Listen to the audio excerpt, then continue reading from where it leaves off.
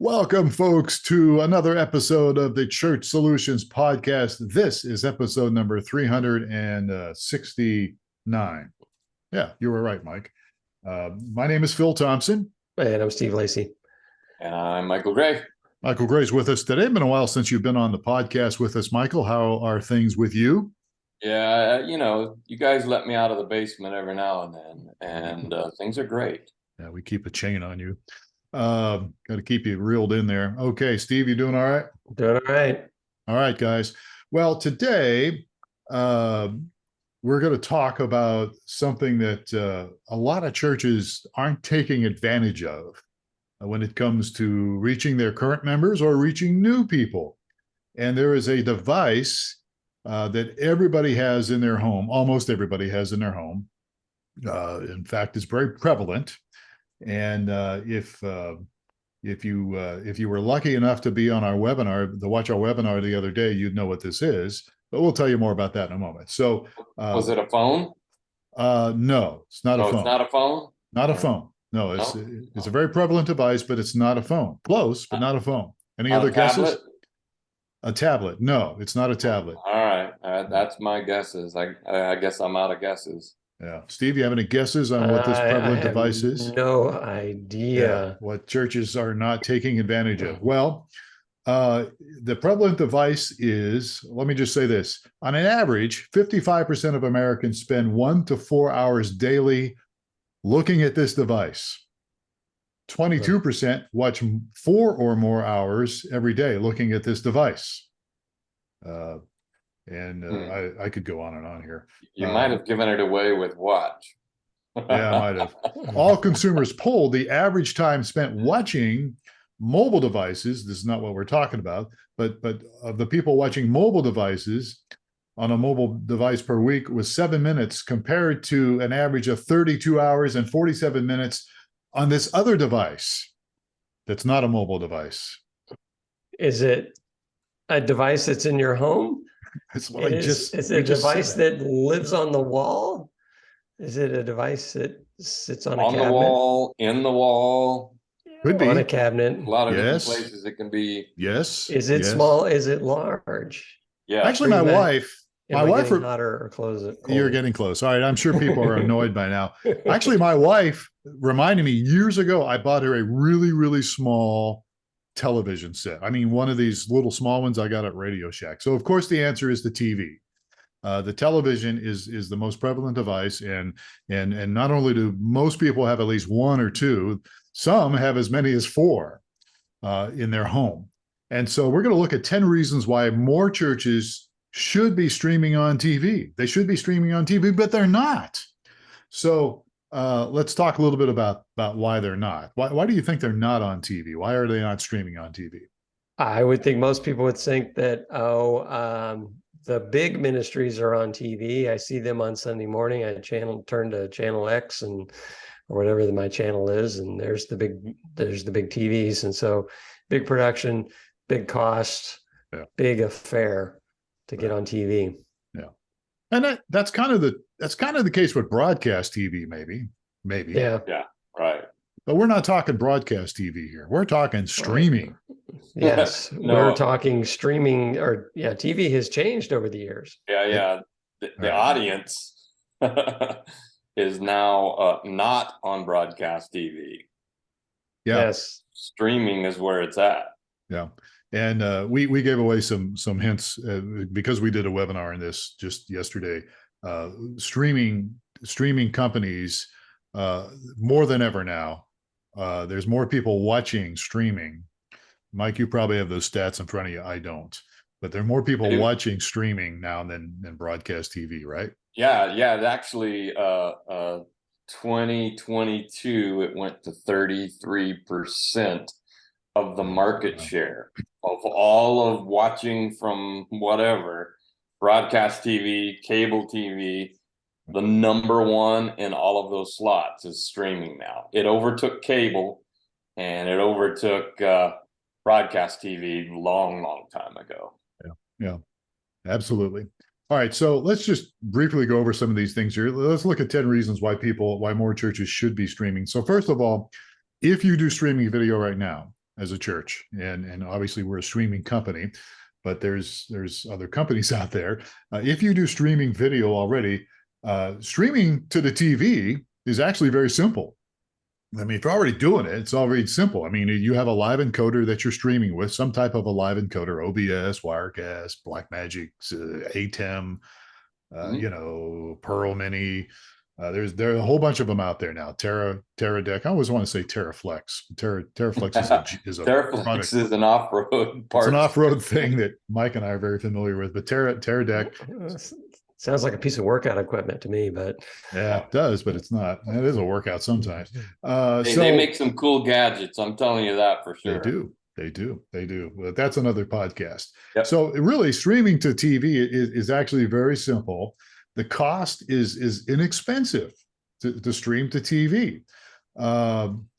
we're probably getting ahead of myself. So we're going to get into this, but I mean, the question is how, right? I mean, the reason things have changed is with the advent of Roku, Apple TV, and Amazon's Fire TV devices, all streaming devices that have gotten really popular over the past 5 to 10 years. So go ahead. Well, I was just going to say, so these devices are very small, and they plug into your TV, and they work off of your home internet. Yes, your home Wi-Fi, your internet. And they're also inexpensive. So yeah, they are. They're not very expensive at all.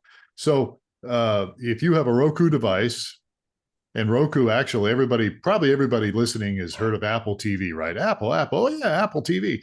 Well, Roku has actually been around longer and been is actually more popular. They have more viewers using Roku devices than Apple TV devices. Yeah, I was looking at that statistic, and by now, Roku devices will have hit 60 million. Wow. Wow. I mean, that dwarfs 60 million users. How many Apple TV devices there are out there. And I can nerd out for you. I didn't share this in the webinar yesterday, but a little bit of trivia. Netflix used to send DVDs in the mail. You guys remember that, right? Yeah.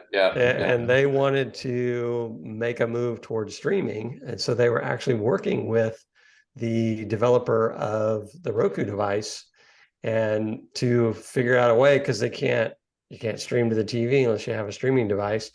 So they were partnered at one time with the guy with Roku, and then actually the Netflix guys decided, we don't want to be in the hardware streaming business. We want to kick you off and have your own separate product. We want to be kind of platform neutral, so we're not married to any particular device. So that was the beginning of the Roku device, was back when Netflix was trying to move away from DVDs and get into streaming, but you had to have a streaming device to do it. Yeah, absolutely. And that's good information to remember. That just thrills me, but all the fellow nerds out there, I love the tech history stuff. Yeah, that's cool. Yeah. Anyway, go ahead. All right. Well, so moving on here, my little outline. By the way, if people want to follow along, I don't know if you're keeping score at home, you can just go to blog.streamingchurch.tv. That's our blog, blog.streamingchurch.tv. And I have some notes in here, but it's inexpensive to stream to TV. Your church can stream to TV. It's in the good news. It's easy for those who are maybe not comfortable with mobile phones or computers to watch your church service on TV. So your members, it's actually very easy for them to pull this up and watch. Steve, you have a story. You worked with somebody recently that was a widow, right? Yeah. I mean, one of the things that sets it apart is it's almost as simple as changing the channel on your TV to the church's channel. But yeah, I've had an elderly couple in our life group. One of the husband had passed away, and the wife knew I was a computer guy, so she said, I'm at a loss. My husband, did all this computer stuff, and she needed to get into bank accounts. He had just passed away and needed to get into a bunch of stuff on the computer, and the computer wasn't working for her, and from and a lot of people's perspective, you're like, oh, this is really simple stuff. The keyboard battery had died, and, but for her, it was just a mountain to overcome. And, but they watch our church service on their TV every week because it's just super simple. You get the remote out, you click over to, you know, our church's channel and you can stream. There's no, what was that URL? Where's the church website? You know, how do I get this on my phone? And, you know, there's none of that. It's just turn TV on and it's just really simple. Yeah. Now there's also a stat that I don't have in the notes here, but maybe you can remember it, one of you guys can, but there is a majority of people that are attending churches today are over 50, right? Is that stat correct? For those that come every single week, I think it's 80% are over 50. Yeah, they're over 50. And so there's a correlation here between what we're talking about here about making it easy for people. So, you know, as you just mentioned, Steve, people a little bit older who are not like us. We're not, well, we're actually kind of old, but you know, in the old crew now. We live this stuff every day. I mean, I screwed up the Zoom webinar yesterday because, you know, I don't know. I guess I had a senior moment, I guess. You still have some senior in you. Yeah, I still have it. So, but you know, for the most part, all of us were kind of involved in this tech stuff, but most people, you know, our age, maybe not always involved in it. So it's much easier for a person that's a little bit older to be able to use these Roku devices or Apple TV devices to watch a church service. Yeah, and another just stat out there is those 50 and older are the primary people watching TVs.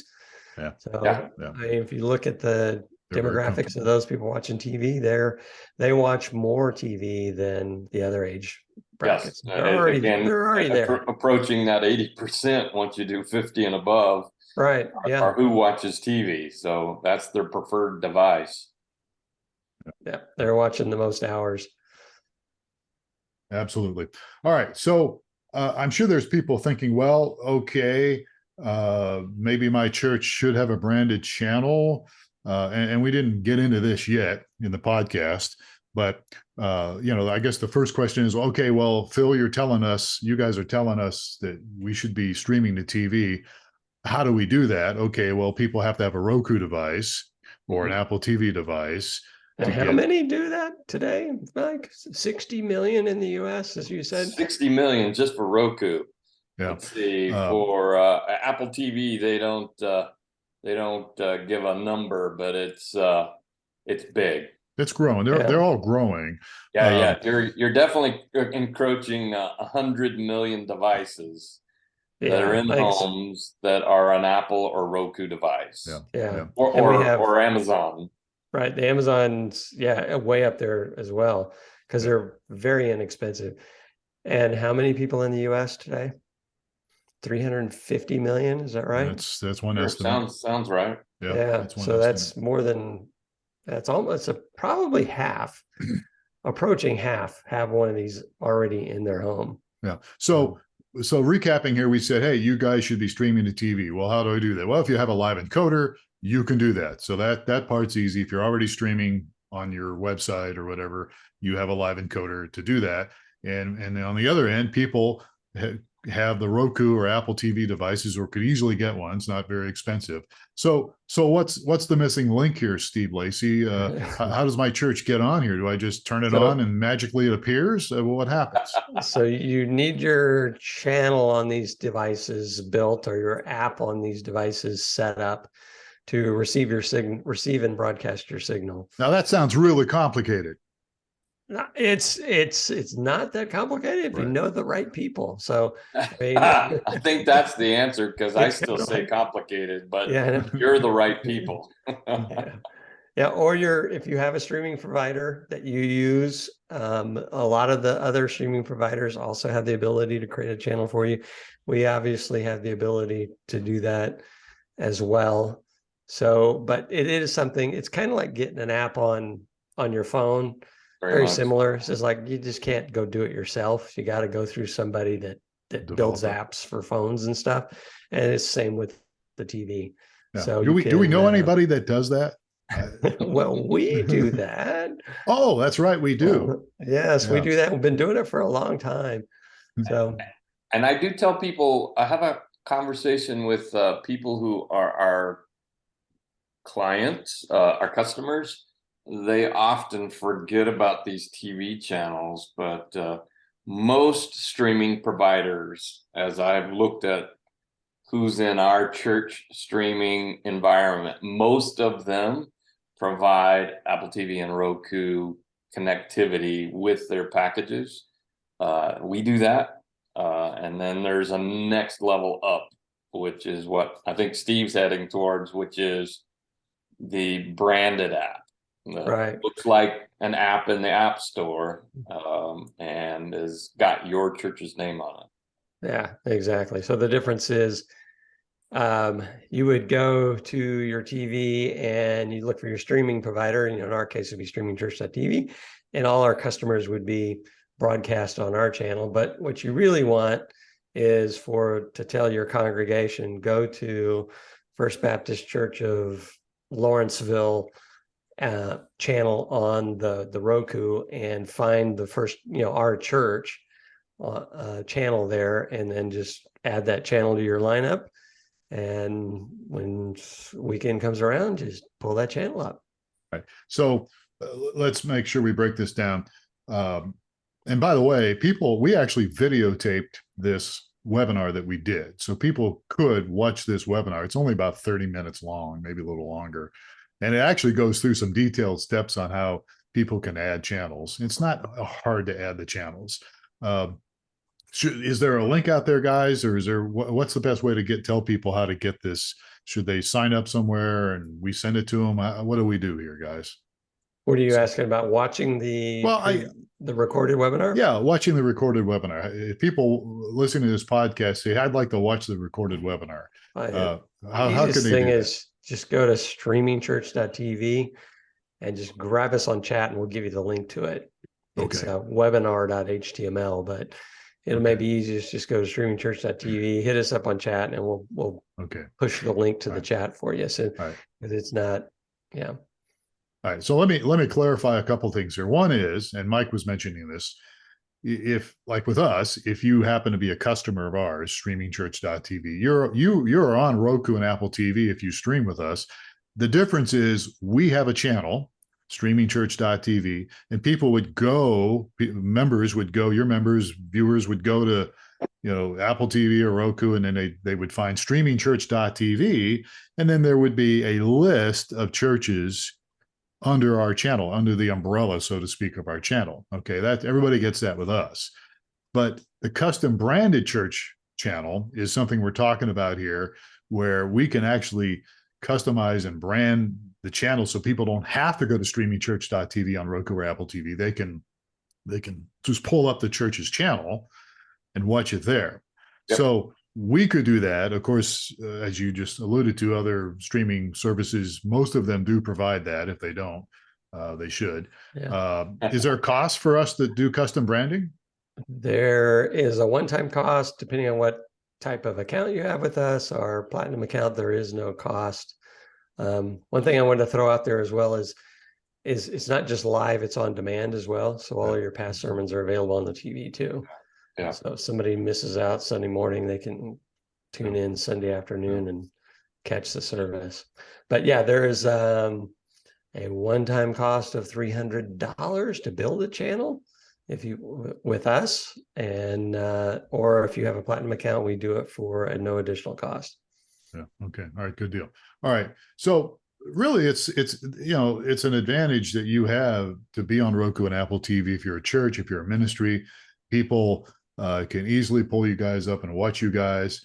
You can do other things with that. I mean, if you happen to be a church that has multiple campuses, you could actually be streaming a service live, and another campus and another facility around the city or somewhere even around the world could pull up your live stream, and it could go right to the other campus.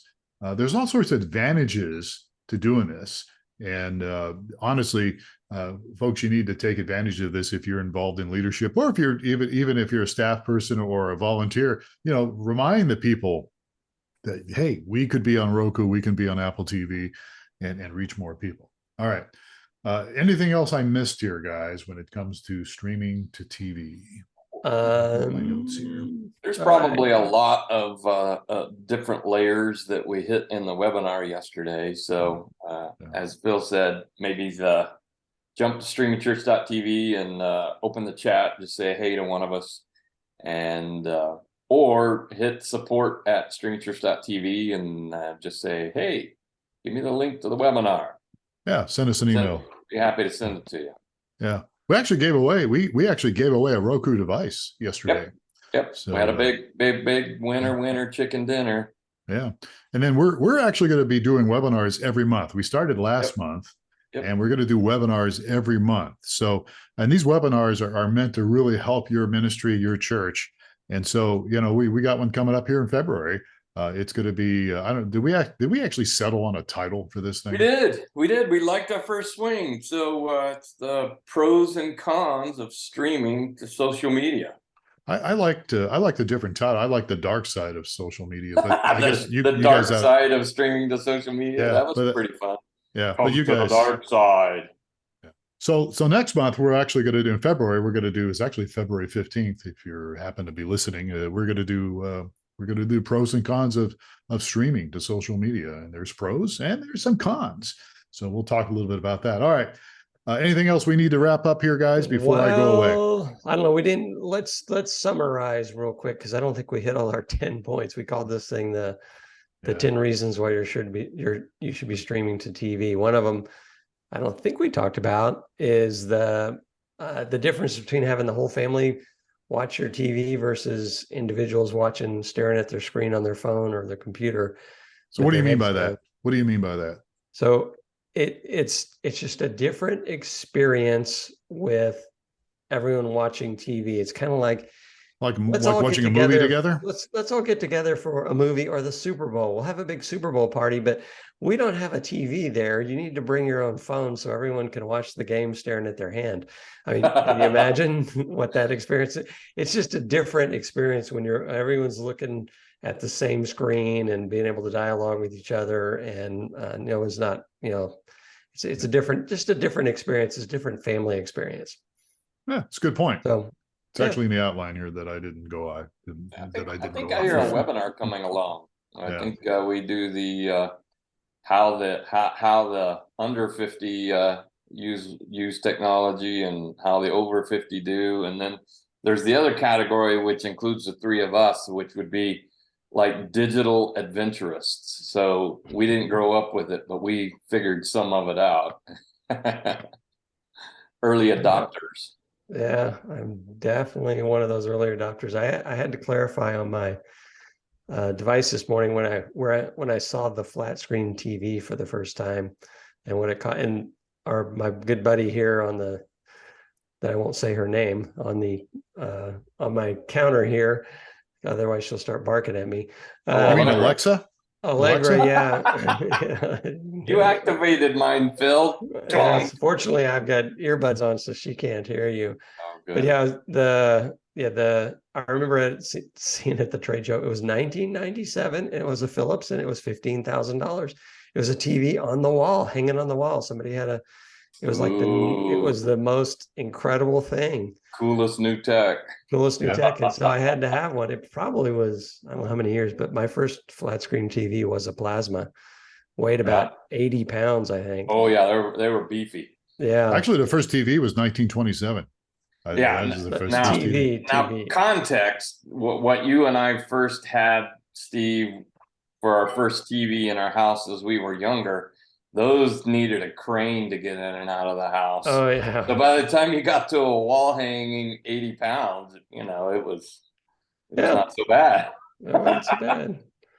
Not quite a boat anchor as the big old giant ones we used to have that sat on the floor. Oh, I know. Gosh. All right. Okay, guys. Well, look, we're out of time here. So people, you can see the notes here. Go to blog.streamingchurch.tv. Make sure you subscribe to the Church Solutions podcast. Wherever you get your podcast, make sure you subscribe to them and, give us a rating and all that stuff. So I'm going to get out of here because I'm helping a customer and we're out of time anyhow. So on behalf of Michael Gray with us and Steve Lacy, I'm Phil Thompson. Thanks for listening or watching the Church Solutions podcast. We'll catch you again next time on another episode. Take care of yourselves and each other.